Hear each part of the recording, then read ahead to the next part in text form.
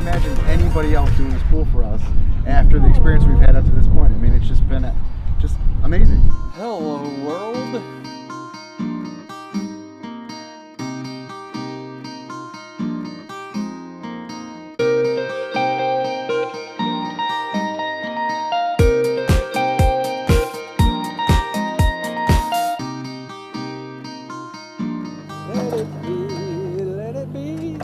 Well, there's many ways of operating business, and most people don't operate this way. Most people in the pool industry would rather sub a lot of different pieces out.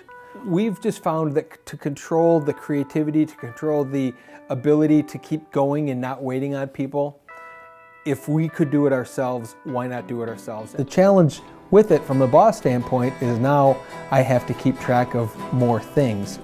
And because I'm actively involved in the project on the job versus a boss in the office, my day can consist of any number of little things. The sales and the design, which has always been a part of it. So tell me what's going on anyway. We could hire other people to build props or find props for us. Don't laugh at me. All of the molding, but that's a joyful thing for me. That's something that I love to do. And since I get to do it, why not? We need another van, so just stop on the side of the road and that's gonna be me. Just looking for a van. Looks pretty good. I like it. And that's, again, part of being a boss for me. Cool. Is Katie, I'm gonna take it for a run real quick. All right. that desire to do all of that and not just to hire it out. So there we go.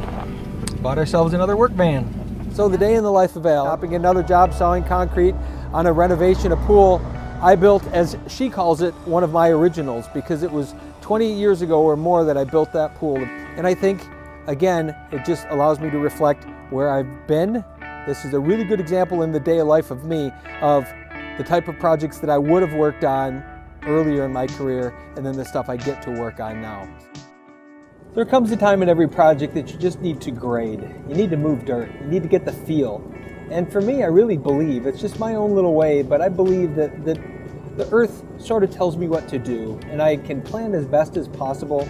But the more that I just let it happen, the more I just get on a machine and play, and I'm kind of zoned out in playing, the more the contour becomes something natural and something cool and something right. So right now, I'm literally just moving dirt around the yard, and it's kind of by feel figuring out where it needs to go. I know it sounds a little bit strange, but that's really kind of how I believe, and it always has worked. And it's never not worked for me, just sort of allowing it to happen. So that's what I'm currently doing. So the guys behind me are also digging a footing. You're going to be doing a lot of digging. How do you feel about that, Joey? So really good. For a rat wall footing for a little short retaining wall. We've got a lower area where there's a fire pit going in.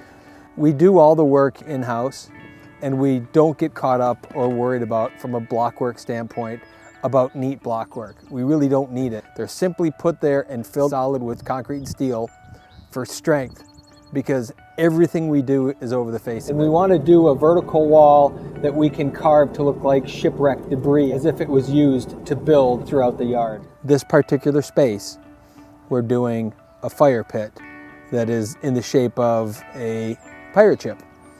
So the fire is inside of the pirate ship itself, and we're going to set that down on the ground and surround it so that it has a very specific look and feel to it. The agenda for today is we are going to sink a fire pit ship into this lovely hole on the ground.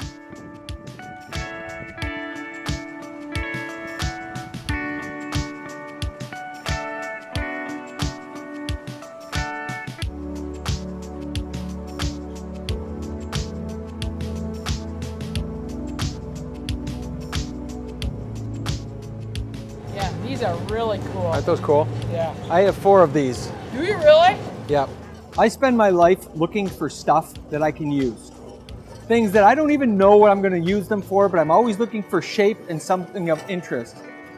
I bought 4 of these at a flea market about a year ago. Didn't know what they would be used for, but as it turns out, this becomes the perfect pot for a fire feature. So instead of doing the traditional route, just a standard rectangular container for their fire feature, my fire feature will come out of this. It'll go on the waterfall, on the edge of the waterfall, and it has that authentic look, and it has an absolute authentic patina. Like that. So see, it has a really cool look. Yeah. Because this is an old copper pot. So Oh, is it solid it's copper? copper. It's solid copper. That's why it's got that nice. It's the green patina to it. patina. And this is just an example of when you see it, buy it. Because this is not something that you could just go and buy every day. This is a 1 in a million chance you're there at the right time. It's a suggestion that I always make. If you find something that is of value to you, that you like, that you enjoy, the rule of thumb is buy it. Because if you don't always have 3 days to go back and look at it. If it's brand new at the store, chances are they can get you another one. But if it's ever anything that's interesting and old, these are one of a kind. So when I saw them, I bought them, I've sat on them, they've been in the yard for a year waiting for the right project, and here they are.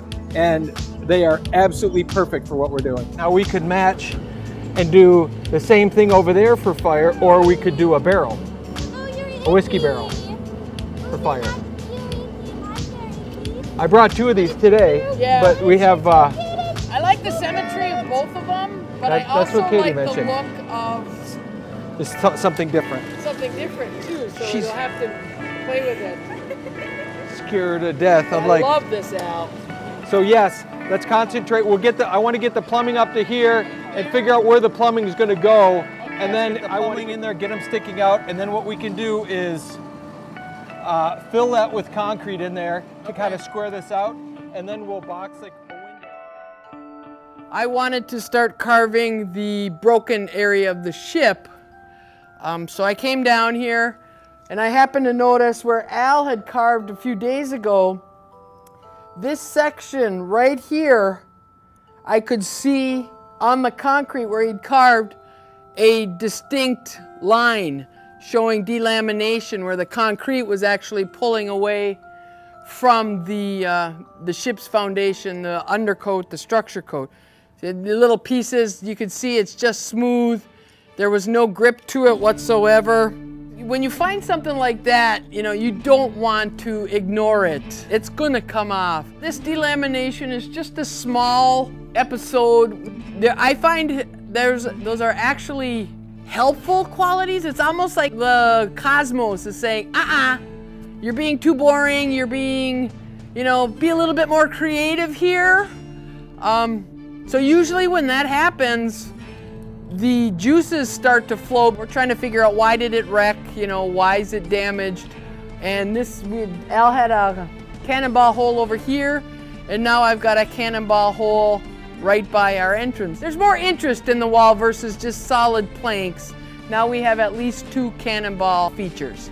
Because those juices are flowing, it stirs your creativity. You're gonna like what you've ended up with the second time way more than you ended up with the first time. I find that all the time with my turtles, that I'll struggle and it's almost like the turtle has a life of its own. It wants a certain face, and it's gonna drop that concrete until it gets the face it wants. I like Yoho!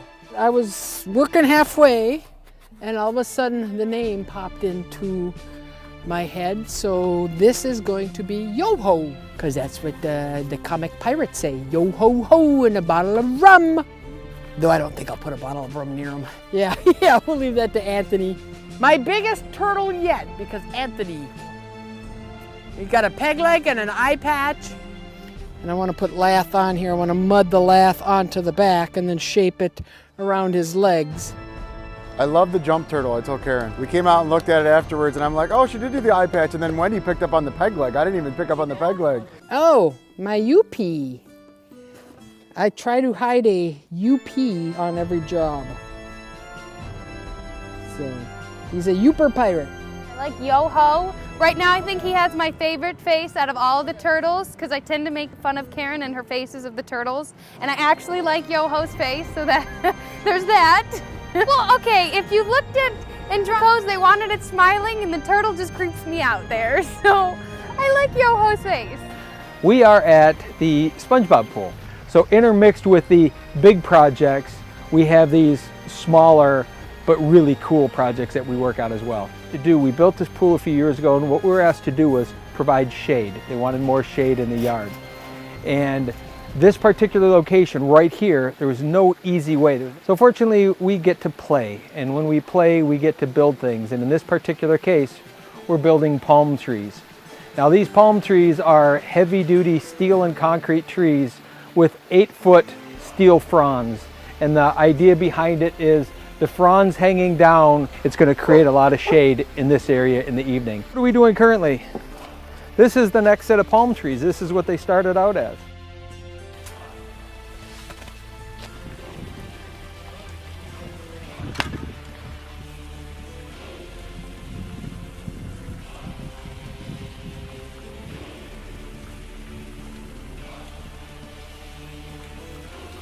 So we are currently on the lower level of the pool.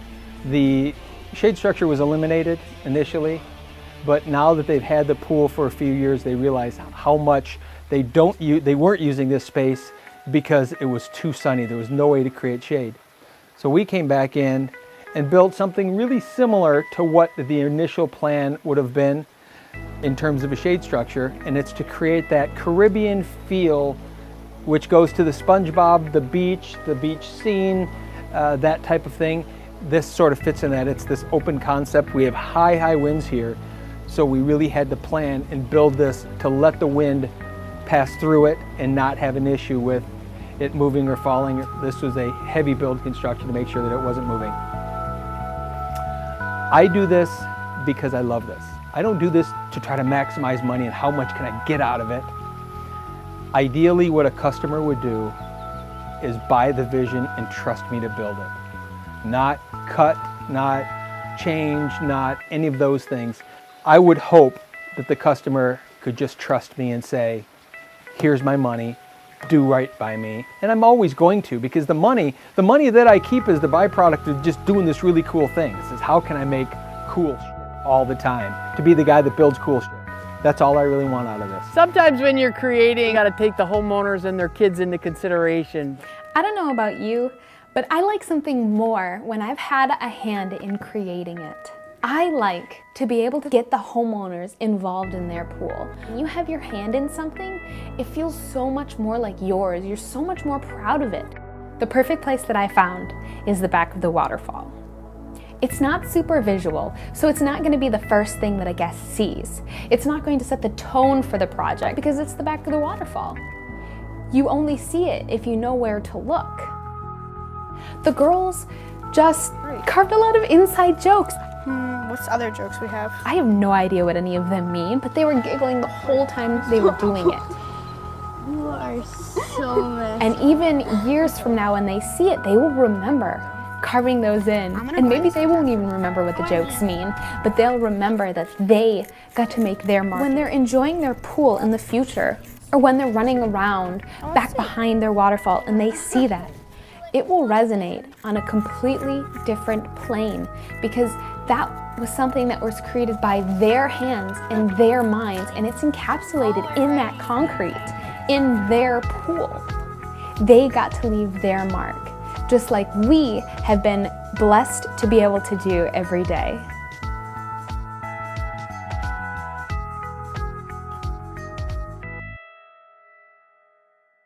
Well, here we are, just rolled back to the office. Not quite done yet. Been a long day. You get to see all the just stuff that we do, kind of fun. And now we have a team meeting once a week where we get together with everybody in the company that can make it. And we sit down and there's some training, there's some teaching, there's some food, there's some laughing, there's some telling good stories and that type of thing. But the idea is to build camaraderie. How do we teach and grow a philosophy that we live our lives by and that we run our business by if we're not infusing it into the people that work around us every day? It's building a team of people like mind that you want to be around. That are thinking on the good things of life. They're thinking about what they want in their lives. Not what they can provide us in our jobs, in our business, but what they can get in their own lives. These moments, these evening meetings are to reflect on the good things that we have and help teach others the skills and the tools to be able to adapt to any situation. Because I realized when I drowned and was dead, when I rushed back into my body and I rolled over and I threw up, that was the hard part. The reality is life is going to happen. Whether you're working here, working wherever, what you're doing, stuff's going to happen. Good, bad, whatever, you're going to get hurt, you're going to get this, it's just life. And what you do is you recognize that you deal with that when that happens. It's about helping them become better people. Because as we help others become better people, we ourselves become better people.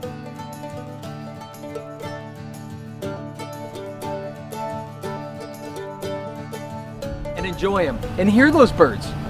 Because we can focus on all this other crap, or we can listen to what matters. Quality is not the cost of the material. It's not the cost of the labor to install it. It's what you do with it. My intent is to build the most quality experience. And our goal is really to build from an emotional standpoint and give someone something far beyond that. When they're feeling a certain way, it's because of the environment they're in. I want to spend my time doing things that I can love to do and feel good. This environment makes me feel good. I think these are just common sense things, but the idea is you can prepare yourself as much as possible and get caught up in that stuff, and then you're going to forget to live. Don't do that. And I would hope if this does nothing else, it would get a certain segment of the population of the world to think about their buying habits based on emotions and how they want to feel about it. But they did it because it felt a certain way, and it derived from them a joy to have an experience happen. That's to me what I would hope people get from this. Ready?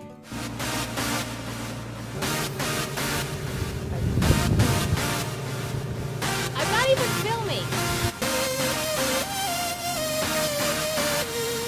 So you got a pirate ship thing there, and I'm supposed to introduce it. There it is. I never look epic.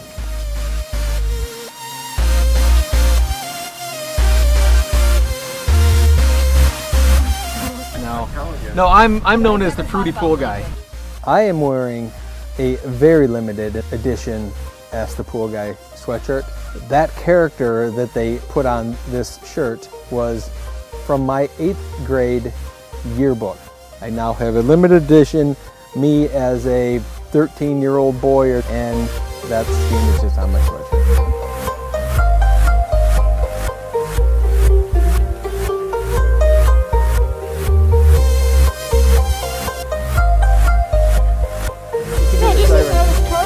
It's sitting out on the rock. Excuse me, And my it eyes is are right there. And it is tight. Big cheese.